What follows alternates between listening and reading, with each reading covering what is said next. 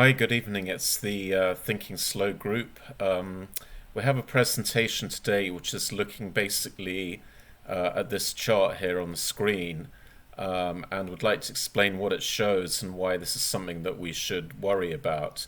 So the chart shows the number of COVID patients on mechanical ventilator beds in the UK.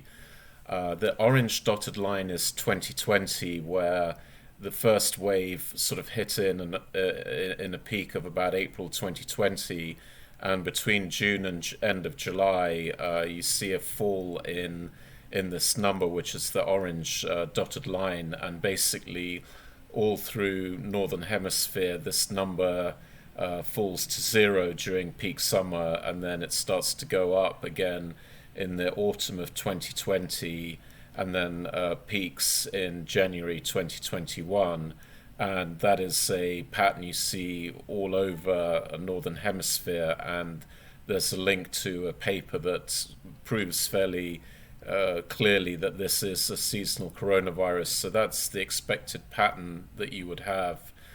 Now the next line, the dark blue line, is actually what we're seeing on mechanical ventilator bed occupancy now this year, 2021. And of course, firstly you see this going up quite significantly, which is extremely unusual to see in a summer, a coronavirus going up in this way. Now the one big conclusion from this chart is, we didn't have any vaccines, obviously, in 2020, and we had, by the end of July 2020, a very low number of patients on mechanical ventilator beds. Now, this year, the big difference is, it's still the same disease, essentially. In fact, it's probably milder now than it was in 2020 due to mutations. And it's obviously the same population as we had in 2020, but the big difference between last year and this year is you now have 87% of the people in the UK with a first dose vaccination.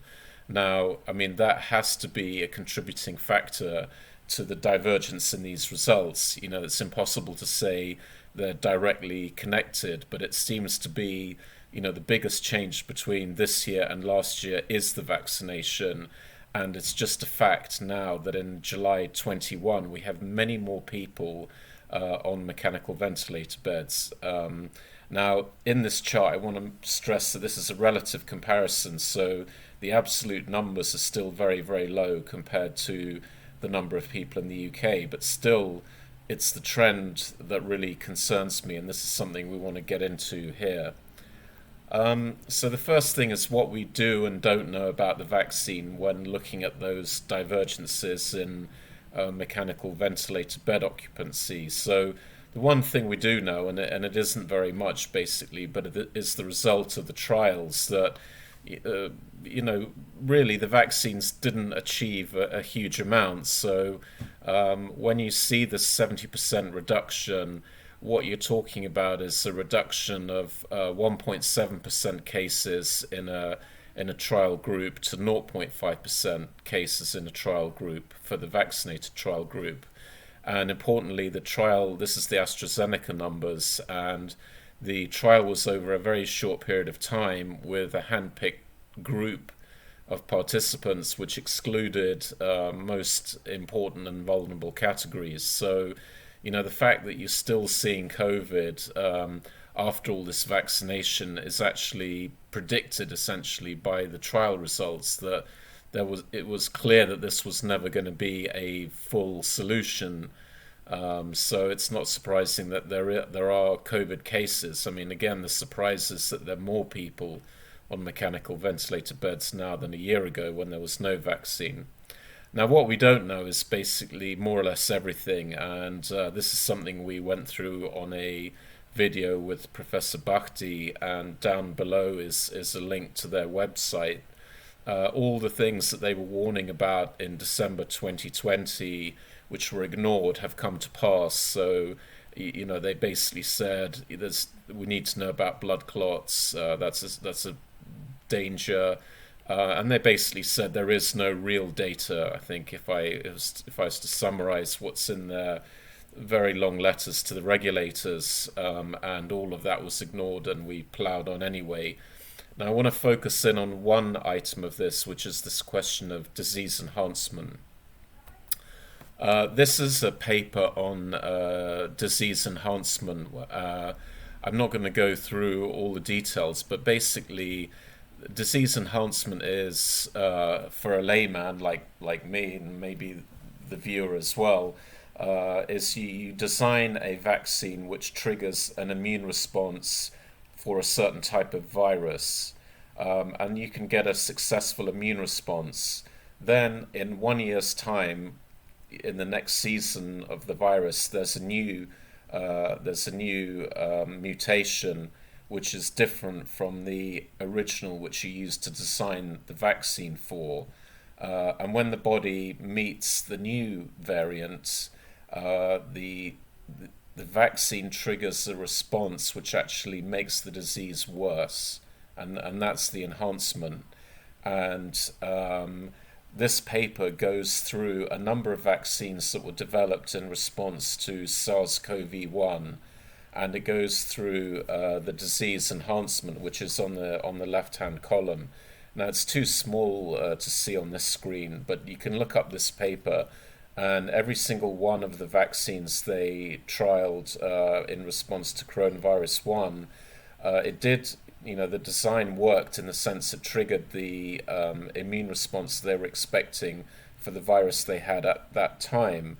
But then later on, it triggered a negative reaction, and actually the vaccine made the effect of the new variant of the virus worse. And that's disease enhancement. And I'm going to cut to a little bit of our discussion with Professor Bhakti, where we go exactly through that topic. Okay, understood. And I was just wondering also a little bit, this disease enhancement where, you have a vaccine, something happens, and then as you have a new strain of the virus, maybe in a year's time or so, it turns out that the vaccine actually makes your symptoms worse, this disease enhancement. Has that been looked at? I've looked at some of the trials of the old coronavirus vaccines for SARS-1, and it didn't look too good. It looked very, very bad. Very bad, right? Okay, so enhancement. Yes, indeed, there is the danger that antibodies can enhance disease, all right? Now, they can do this via many mechanisms, and they must be predicted to do so with the SARS-CoV-2 as well. And that should have been a reason never, ever to have started this whole crazy business, dangerous business in the first place, without first testing rigorously in animal models. And that would have taken at least 2 or 3 years. So coming back again to this, Professor Bhakti said it correctly, that it's irrelevant really, how many unsuccessful vaccine trials there were there 9, were there 11. You just don't know, was the point he was making about disease enhancement, and therefore you don't go ahead and do this kind of mass vaccination program, which is what we've done. And again, going back to this chart, there have to be questions raised about how it's possible to have more people on mechanical ventilation after all of this vaccination than we had in 2020 with 0 vaccination. That to me is a big question. We can all have different opinions on that. I'm not a medic, but I definitely think this is possible signs of enhancement here. And again, based on the track record of those SARS-CoV-1 vaccines, there's no reason in the world to expect that there wouldn't be disease enhancement again. And this has to be a question. So having looked at that chart, I just want to dispel a few more myths that have been circulating the last couple of weeks from the vaccination fraternity. And again, I'd like to stress that there is no such thing as an anti-vaxxer. There's people that look at data who have had vaccines in the past, and they look at this particular situation and say it doesn't make sense. But the pro-vaccine fanatics are just shouting at you to get the jab. And in doing that, they're basically inventing all kinds of stories and frankly, flat out lying. So here we'll quickly deal with a couple of those lies. One is, of course, vaccination is the only way out of a pandemic. Well, it obviously never has been in the past. Mass vaccination has not been the way out of any of these pandemics. So, there is, all of these pandemics have been dealt with through a naturally acquired herd immunity. Now, you wouldn't do naturally acquired herd immunity if you had a 100% safe and highly effective vaccine ready. Of course, it's crazy not to use it, but that's the big question in this case. How safe and how effective are these mRNA treatments?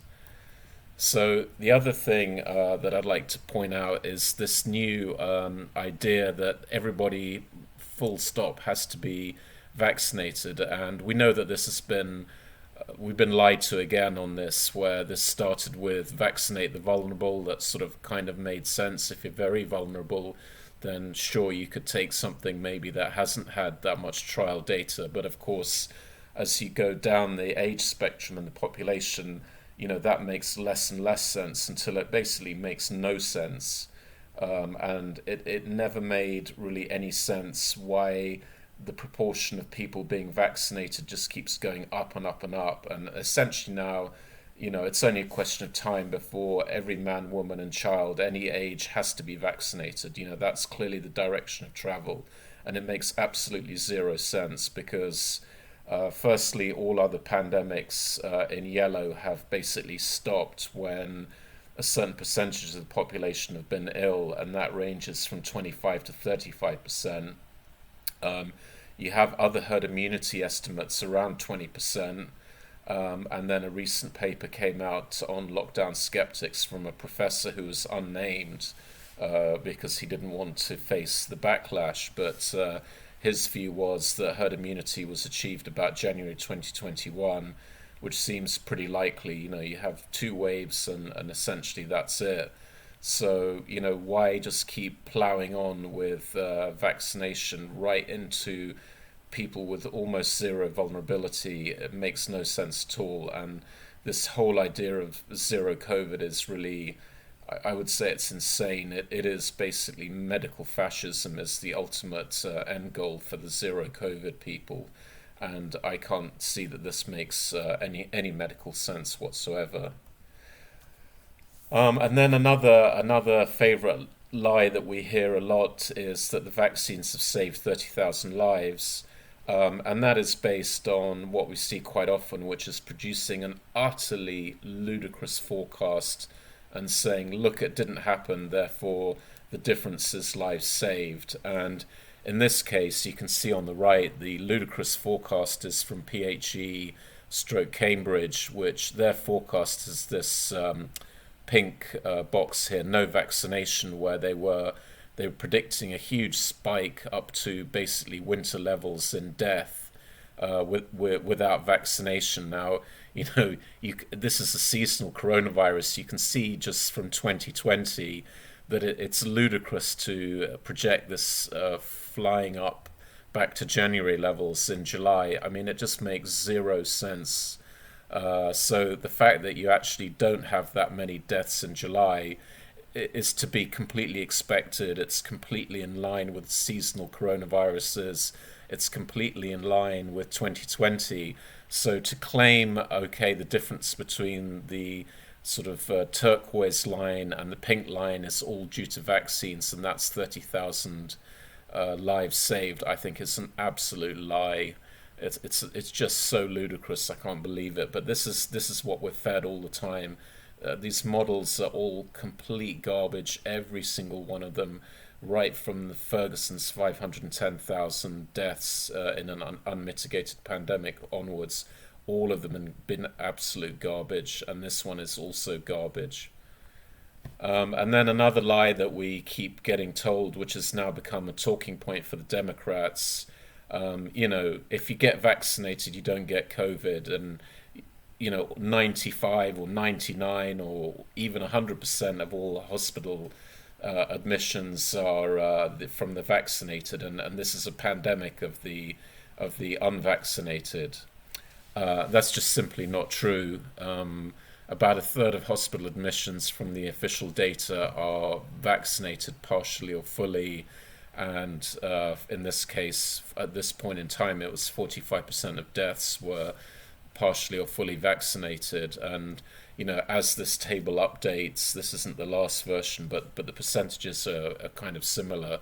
So it's ludicrous to claim or hint or imply that all hospital admissions or all cases are amongst only the unvaccinated. It's just simply another lie to push the to basically to vilify the unvaccinated. It's just a pure lie, and this is the way they're going with the propaganda. They're obviously setting up the vaccinated to oppress the unvaccinated, and also the government now to oppress the unvaccinated more and more in a very scary way, to be honest.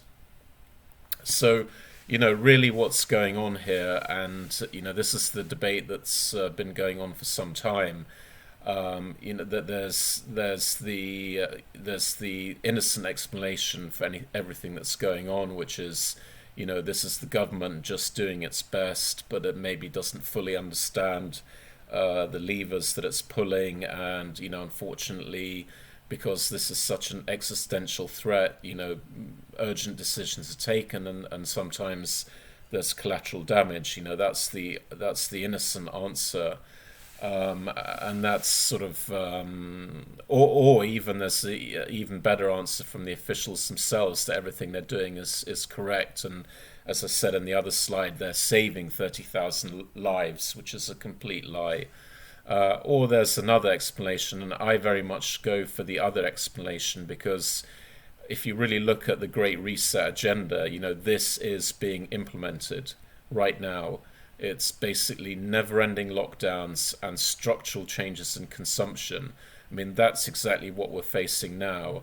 And the justification for that is a coronavirus with a sort of 0.2% infection fatality ratio, which will probably fall even further. So the policy response is in no way justified by the coronavirus, and the fact that that policy response 100% matches the agenda of the Great Reset.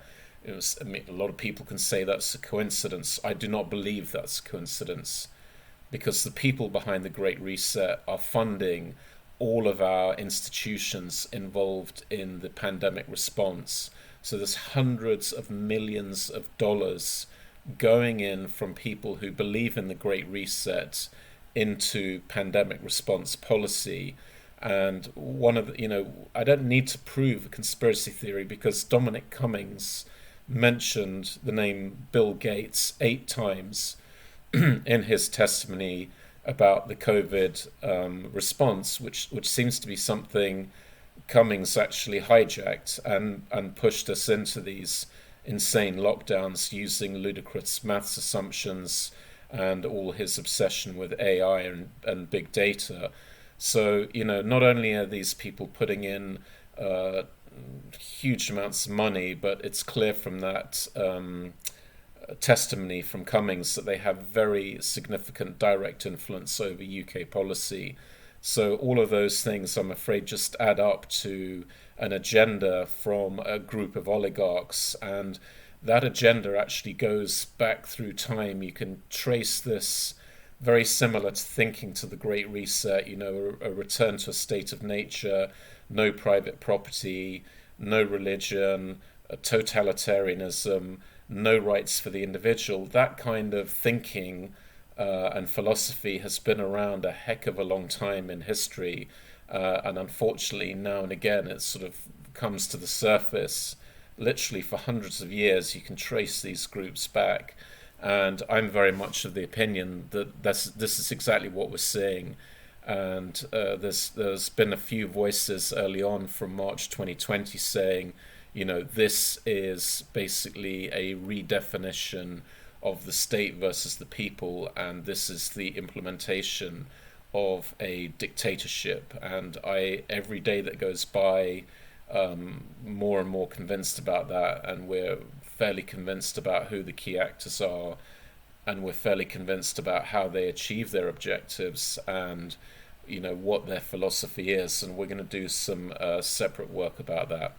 But anyway, just concluding this piece, look at that chart of more people on mechanical ventilation in 2021 with 87% vaccination versus a year ago with 0% vaccination. And, think carefully about that. And then the government will certainly blame the unvaccinated, or it'll blame variants. It'll do anything and everything other than to apportion blame correctly, which may well be disease enhancement. That does seem to be a more likely explanation for what we're seeing now. And of course, if that trend continues, it's already started in July when hospitalizations should be absolutely zero. If that trend continues, then autumn winter of 21 going into 22 is going to be a mess. And again, it'll be a mess because the people that were warning us in December 2020 about these side effects and about the lack of data were overridden, and we just went full steam ahead with mass vaccination of a product or products that were not properly tested. And that's the reason that dark blue line 2021 will go up. That is the reason, not the unvaccinated and not the variants. So I hope that was useful. Here are some of the links at the end. We're going to get our website back and running hopefully over this weekend. So a lot of this material will be available on thinkingslow1.com. But for the moment, as I like to say at the end of all our videos, please do not stay safe, but stay free. Because freedom is really the only way to stay safe. Sacrificing liberty for security is a very, very bad idea. Thank you very much. Goodbye.